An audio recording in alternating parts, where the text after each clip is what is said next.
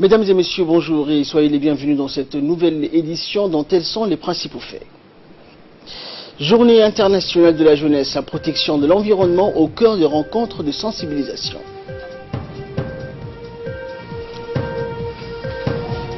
Et concernant le séisme en Indonésie, le bilan est en hausse du fort séisme, 436 victimes dénombrées. Bonjour à tous. Le ministre de l'Équipement et des Transports, Mohamed Abdelghadel Moussa, a reçu donc ce lundi dans son bureau l'ambassadeur des États-Unis d'Amérique accrédité à Djibouti, Larry André. La rencontre s'est déroulée en présence du secrétaire général par intérim, Ali Merah Shehem Daoud. Cette visite s'inscrit dans le cadre des concertations et des consultations constantes que le ministère des Transports mène avec les grandes chancelleries. Les discussions entre le ministre et son hôte ont également porté sur la coopération bilatérale et sur le développement des infrastructures portuaires et aéroportuaires du pays. Les deux parties se sont déclarées satisfaites du soutien réciproque que s'apportent l'un et l'autre pays. La situation prévalant dans la région a été également évoquée, tout autant que les efforts entrepris pour sécuriser les voies de navigation internationale. Le ministre et le diplomate américain se sont félicités de la tenue de telles consultations qui consolident les relations entre les deux gouvernements. Et à l'instar d'autres pays du monde, le secrétariat d'État à la jeunesse et au sport a célébré aujourd'hui la journée internationale de la jeunesse. Pour nous en dire plus, Asma Aboubakar est avec nous sur ce plateau. Bonjour Asma. Bonjour. Alors comment est-ce que s'est déroulée cette journée et quelles étaient les principales activités au menu? Eh bien, Ahmed, le thème retenu cette année pour marquer cette journée a porté sur les efforts de sensibilisation de la jeunesse et de conscientisation des masses sur la protection de l'environnement, la sauvegarde des ressources naturelles et de la biodiversité, ainsi que la préservation de la planète contre les effets du réchauffement climatique. La protection de l'environnement est un thème porteur. L'appréhension ou la compréhension de tous les mécanismes qui contribuent à la détérioration de notre milieu et de nos ressources appelle à plus de vigilance et à la prise de vigoureuses décisions pour sauver la planète face à la cupidité de l'homme et principalement des grands pays industrialisés. Eh bien, la jeunesse doit se mobiliser et se soucier de l'avenir. La plage Triton a accueilli donc la célébration de la journée internationale de la jeunesse où un concert musical a été organisé sous la supervision de la directrice de la jeunesse, Madame Keltun Ige. C'est dans une ambiance festive qu'a été célébrée cette journée où des jeunes issus des différents quartiers de la capitale y ont afflué. Eh bien, les jeunes Ahmed ont auparavant été mobilisés pour une opération de nettoyage de la plage avec la musique ambiante. Certains ont disputé des matchs de football et de volleyball sur le sable fin. Des messages pour la protection donc, de l'environnement et du milieu marin ont été délivrés. La directrice de la jeunesse a indiqué que cette journée a permis d'engager des échanges fructueux entre jeunes et de tisser des liens d'amitié. La directrice s'est convaincue que cette journée incarne à travers le monde entier l'espoir de l'émergence d'une jeunesse dynamique tournée entièrement vers l'avenir pour prendre en main sa destinée. Et enfin, la directrice a remercié l'UNICEF et la direction de la police qui ont largement contribué au succès de cet événement de dimension sacrée, non entachée de passion. Merci Asma.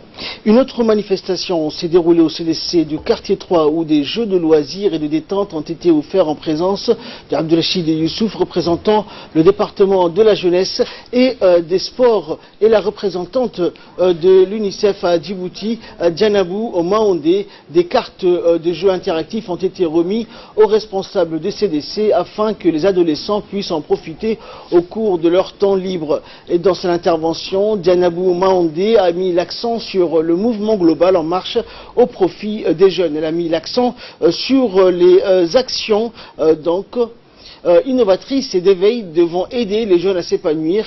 L'UNICEF appuie le secrétariat d'État à la jeunesse et au sport dans la dotation de matériel et d'équipement des centres de développement communautaire. Les kits récréatifs sont composés des ballons des sports, football, volley, basket, des guides d'utilisation, des sacs des sports et également d'autres éléments comme des cahiers pour pouvoir développer leur estime.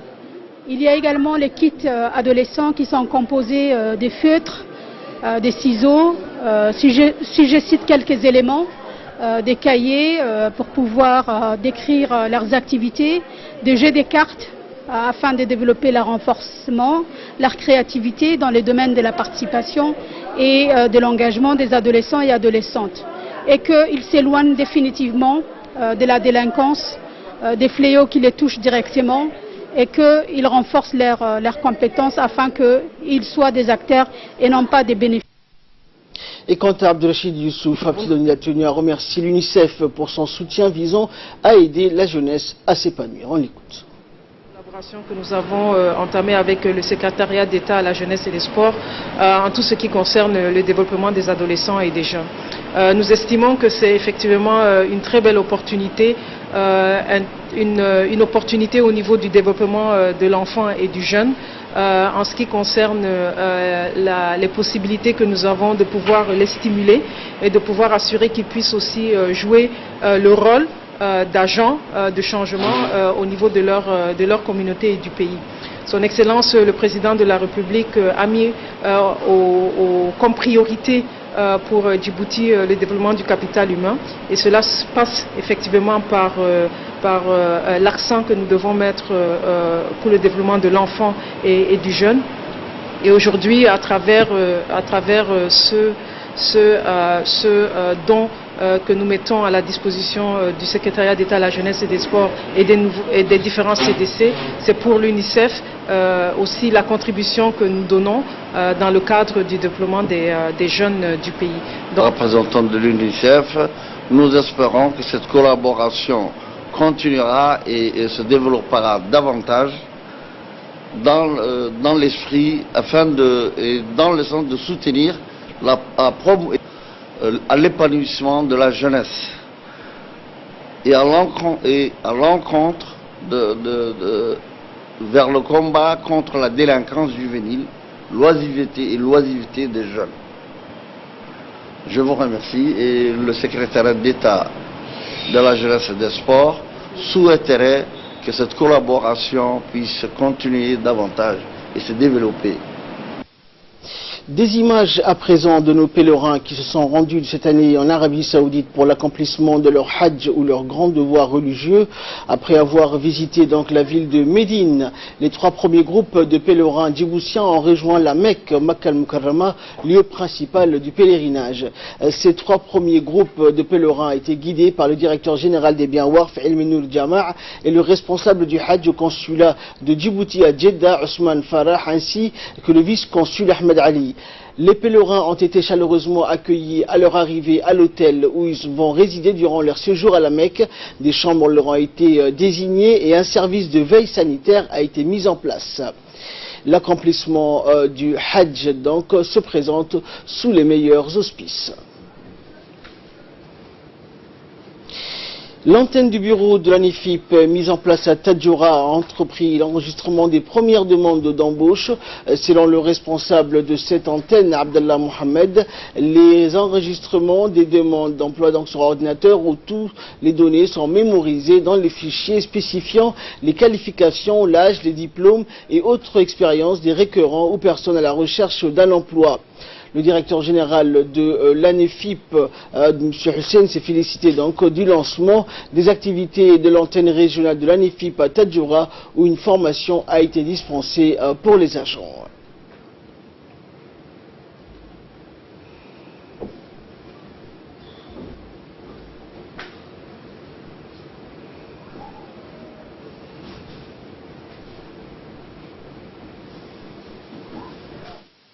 Il s'agit d'une initiative qui s'inscrit bien entendu dans le cadre de la politique nationale de l'emploi.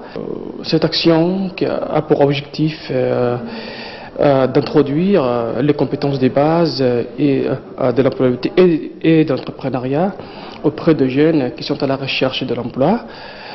Les jeunes à l'issue de cette formation vont sortir renforcés et bien préparés face aux exigences du marché du travail.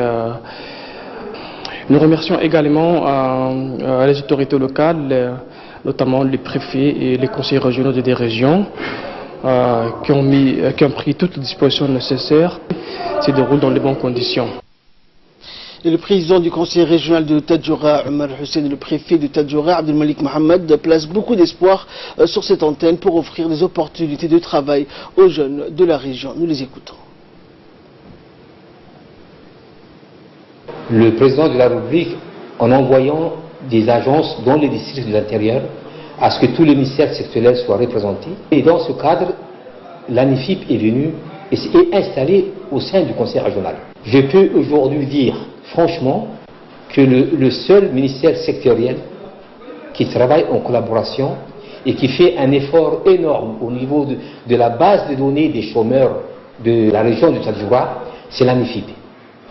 Nous avons une très bonne collaboration avec l'ANIFIP et son ministère. Initiative relative à la politique de décentralisation du gouvernement, à savoir la mise en place d'une antenne de la l'ANIFIP où il y a eu des jeunes qui ont été recrutés à connaître exactement le nombre de chômeurs de la région de Tadjoura selon des critères bien établis, à savoir les qualifications qu'ils disposent, les diplômes qu'ils ont, s'ils sont qualifiés ou non qualifiés. Je vais m'adresser aux jeunes, se rendre massivement et s'enregistrent au niveau de ces bureaux.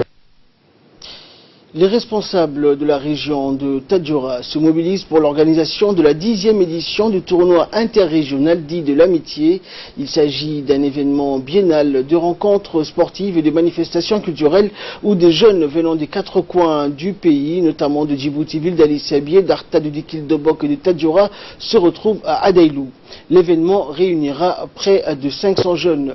Depuis sa première édition en 2000, le tournoi interrégional dit de l'amitié a significativement contribué à la promotion du sport en milieu rural, permis à un nombre important de jeunes de découvrir des paysages de l'arrière-pays et de tisser des liens d'amitié entre jeunes. L'ONG EVA est l'organisme qui se trouve derrière cette initiative. Elle parvient à chaque fois à mobiliser et faire impliquer de nombreux acteurs, qu'il s'agisse de femmes, de jeunes, de cadres natifs de la région, des chefs coutumiers, mais aussi des autorités régionales, administratives et militaires, bien entendu en les sensibilisant sur l'importance de ces rencontres. Et le secrétaire d'État à la jeunesse et au sport s'implique également et suit de près l'évolution et les préparatifs de l'événement pour s'assurer du plein succès de ces retrouvailles. Les activités sportives inscrites au programme sont notamment le football, le volleyball, l'athlétisme, la pétanque, jeux d'échecs, lutte traditionnelle ainsi que les activités culturelles.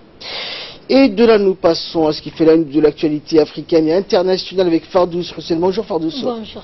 Au Mali, Fardous, donc le Mali qui est dans l'attente du résultat de l'élection présidentielle. Tout à fait donc, Ahmed, les résultats du scrutin ne sont pas donc attendus avant 4 jours ou 5 jours. Les vainqueurs du duel entre le président sortant, Ibrahim Boubacar Keïta, et l'opposant Soumaïla Cissé entrera en fonction début septembre avec la lourde tâche, Ahmed, de relancer d'abord l'accord de paix conclu en 2015 avec l'ex-rébellion à dominante Touareg, dont l'application accumule les retards.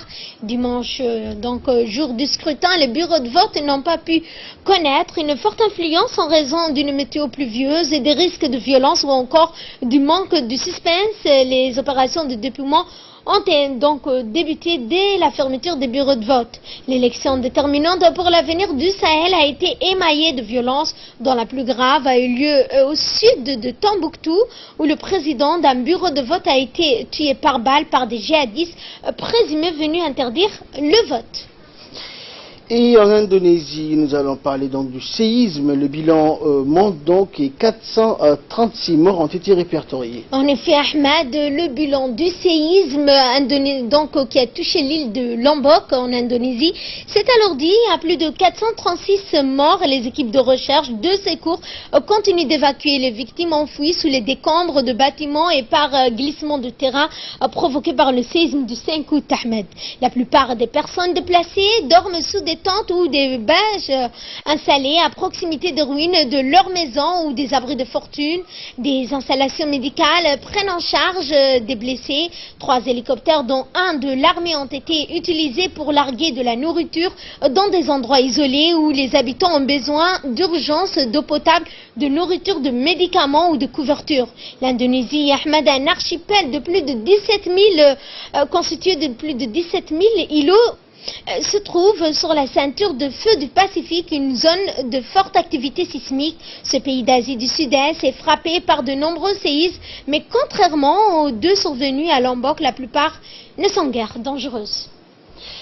Et nous allons nous rendre en Corée, nouveau sommet intercoréen en septembre à Pyongyang. Et oui, Ahmed, les 2 Corées ont entamé aujourd'hui des discussions de haut niveau afin de préparer un 3e sommet entre le président sud-coréen Moon Jae-in et le leader nord-coréen Kim Jong-un pour poursuivre le rapprochement sur la péninsule.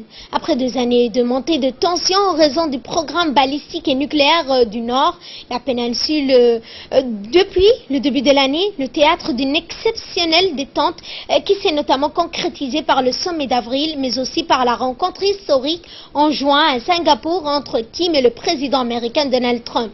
Les échanges entre le Nord et le Sud se sont intensifiés depuis le début de l'année au point que les 2 camps prévoient la semaine prochaine, pour la première fois en 3 ans, une réunion des familles séparées depuis la guerre de Corée qui a duré de 1950 à 1953.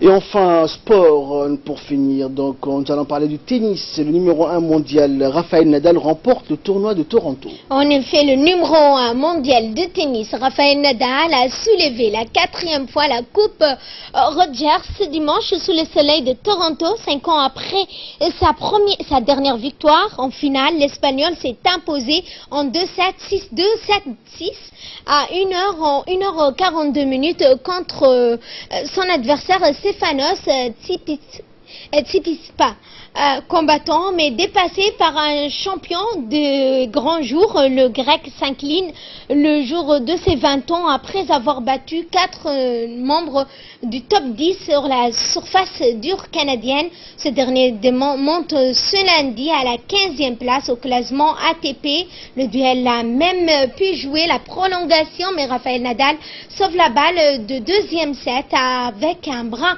de réussite à voler, donc heurtant le filet avant de s'écraser dans l'aire de jeu. Ahmed, le joueur a annoncé qu'il ne serait pas présent pour le tournoi de Cincinnati, provoquant le besoin de prendre soin de son corps pour rester dans la même forme. Merci Fardous, merci également à vous de nous avoir suivis. C'est la fin de ce journal. Excellent après-midi sur Télé Djibouti.